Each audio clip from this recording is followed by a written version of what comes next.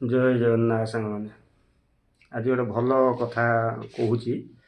ଯେତିକି ମୋର ଫ୍ରେଣ୍ଡସ୍ ମାନେ ଅଛ ଯେଉଁମାନେ କାମ କରୁଛ ପ୍ରେସର କାମ କରୁଛ ସେଇମାନଙ୍କ ପାଇଁ। ତ ଟାଟାରେ ମୁଁ ଏବେ ଟାଟାରେ ଡ୍ୟୁଟି କରୁଛି। 4 ବର୍ଷ ତଳେ ତ ଗୋଟେ ଜିନିଷ ଆମେ ଉଠେଇକି ଆଣୁଥିଲୁ 4 ଜଣ ପିଲା। 3 ଜଣ ପିଲା ଛାଡ଼ିଦେଲେ ମୁଁ ଏକାଟିଆ ଧରିଥିଲି।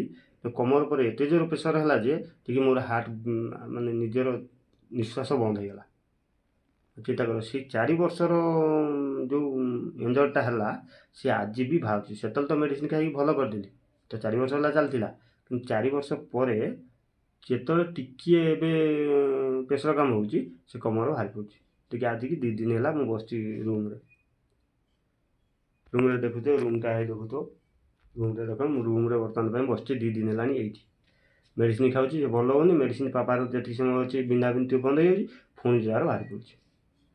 ତେଣୁ ଦୟାକରି କହୁଛି ଯେଉଁମାନେ ପ୍ରେସର କାମ କରୁଛ କଦାପି ଯେତିକି ୱେଟ୍ ସମ୍ଭାଳି ପାରିବ ସେତିକି ଉଠାଅ, ନହେଲେ ଟୋଟାଲ ଧରନି। ଯିଏ କେଉଁ କରମ କାମ ଭାଇ ଛାଡ଼ିଦିଅ, ସାରା ଜୀବନ ଭୋଗିବରେ ଭାଇ, ସାରା ଜୀବନ ଭୋଗିବ। କାମ କରମ ଛାଡ଼ିଦିଅ, କିନ୍ତୁ ପ୍ରେସର କାମ ଜମା କରିବନି। ଟାଟା ତ କହିଛି ନା, ଟାଟା ନିଜେ କହୁଛି 20 କିଲୋ 25 କିଲୋ ଉଠାଅ, ତାଠୁ ଅଧିକ ଉଠେଇବନି। ମଣିଷ ଏତିକି ଉଠେଇ ପାରିବ। ତ ତେଣୁକରି ମୁଁ କହୁଛି ଭାଇ ଦୟା କରିକି ତୁମେ ଜମା ଓଜନ ଉଠାଅ ନାହିଁ। ମୁଁ ଏବେ ଅଙ୍ଗେ ନିଭଉଛି। ଜୟ ଜଗନ୍ନାଥ।